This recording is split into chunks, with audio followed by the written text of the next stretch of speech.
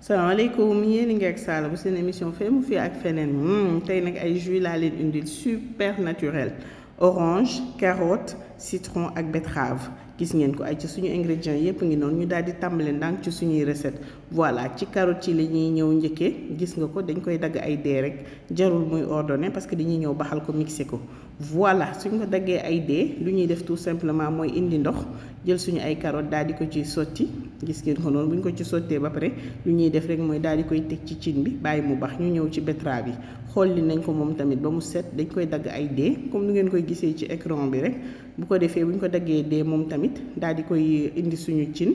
gis nga ko sotti ko ci même procédé que carotte bi daal di koy teg mu bax moom nag moo gën a yàgg bax carotte moo gën a yéex a ñor carotte bi tuuti da ngay superviser ba mu ñor rek léegi ñu teg suñu betterave ak suñu carotte muy ñëw ñu ñëw ci suñu ay citron li ñuy def nii mooy prélever zeste bi nag comme nu ma leen ko tàmm di waxee boo leen koy prélever da ngeen di jël lu vert li te bàyyi fa zeste bi mooy lu weex li moo amer loolu boo leen ko jëlee da ngeen di yàq seen jus de citron donc lu vert li kese boo leen ko jëlee da ngeen di am essence ak parfum wu citron bi ñu boole ko ak 1 kilo de sucre bu leen paniquer dinaa leen expliquer bu ko defee ñu daal di koy mélanger gis ngeen suukar bi nu mu commencé di verte mooy c'est-à-dire essence su citron bi yépp mooy ñëw nekk ci suukar bi voilà ñu mélanger ko ba mu homogène lu ñuy def tout simplement rek gis ngeen ko noonu mooy daal di koy teg de côté ñëw nag daal di nal suñu ay citron gis ngeen ko da ngay xaaj ci digg bi rek daal di pressé ku am presse électrique moo gën a gaaw mais gis nga ko man manuel bi laa utiliser te ça marche très bien voilà gis ngeen ko noonu suñ ko pressé ba pare am suñu jus de citron bu doy ñu jël zeste bi ak suukar si nga xam moom la ñu mélangé woon jël jus de citron bi ñu pressé sotti ko ci buñ ko ci sottee lu ñuy def tout simplement mooy daal di koy mélangé gis nga ko daal di koy teg de côté nag benn 1 heure de temps à 2 heures de temps suukar bi mën a dissoudre ñu ñëw nag ci suñuy orange yi tamit même procédé la ak citron bi dañuy prélever zeste bi ñu éviter laal lu weex li parce que mooy zeste bi te mooy weexal affaire bi soo leen ko laalee voilà gis nga moom laa leen di expliquer noonu bu ko defee bu ñu prélever suñu zeste délicatement ci kaw rek da ngay floré nànk-nànk rek gis nga ko noonu boo ko jëlee ba mu daj kapp lu ñuy def mooy gis nga ko am nañu suñu zeste jël 1 kilo de sucre sotti ci daal di mélanger comme ni ñu defoon ak citron bi jàmb ko mélanger ko histoire de incorporer zeste bi ci suukar bi mélanger ko ba mu homogène gis ngeen ko noonu voilà da ngay gis day mel ni genre pâte bu ko defee lu ñuy def tout simplement mooy daal di presser orange bi gis nga ko comme toujours nu ma leen ko waxee manuel bi laa jël waaye orange moo gën a neex a presser citron yi dañoo dëggaloon sama doole bi yépp lañ yóbbu bu ko defee gis nga ko ma jël sama pâte sucre ak zeste d'orange daal di ci sotti jus d'orange bi gis nga ko noonu sotti ko ci voilà daal di yëngal gis nga ko li ngay def tam mooy teg ko de côté benn 1 heure de temps bàyyi suukar si seey gis ngeen ko noonu voilà am nañu suñu ñaari mélange dañuy bàyyi suukar yu seey ñu daal di ñëw voilà bu ko defee ñu dem xool suñu betterave ak suñu suukar bu ci nekk ñu sotti la 1 kilo de sucre yéen bu leen paniqué de am naa yéen ngi naan suukar si bari na mais ci fin bi dinaa leen expliquer voilà bu ko defee gis nga ko ñu yëngal comme que dafa tàng moom suukar bi dafay gaaw a seey dañuy teg tuuti rek mu sedd mu neex a lijjanti le temps que muy sedd tuuti ñu ñëw tout simplement daal di segg suñu jus d'orange gis ngeen ko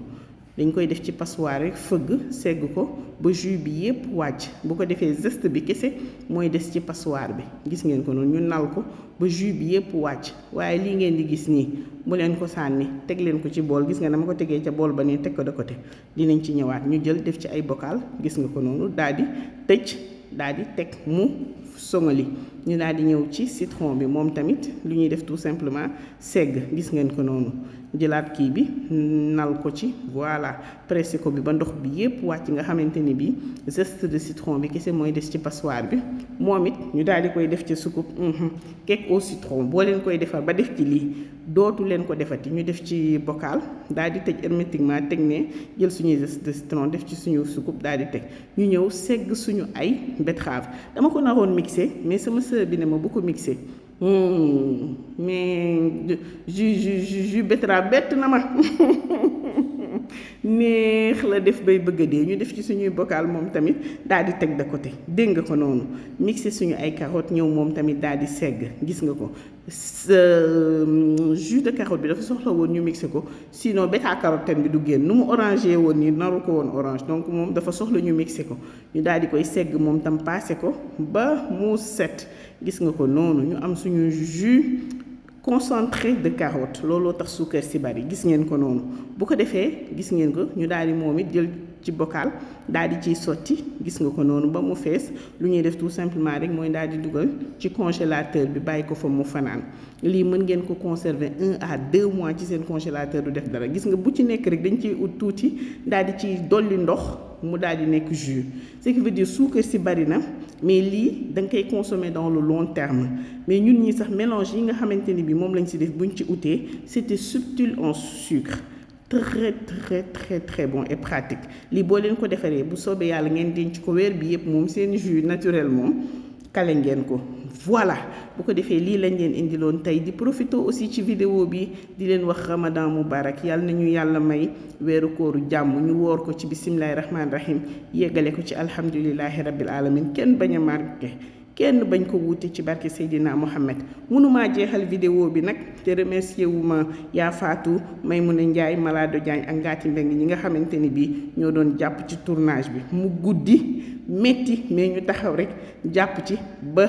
tournage bi jaar yoon daal di pare ay ca j'espère que li ma leen indil nag mes amours neex na leen waaye bu waxtaan bi neex ba ngeen fàtte zeste d'orange bi kii boo leen di beñe à l'orange ci koor gi ba laal ko ci dootu leen ko defati citron bi cake au citron beñe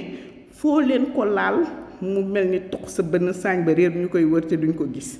bu leen fàtte abonner surtout aimer partager vidéo yi pour plus de visibilité merci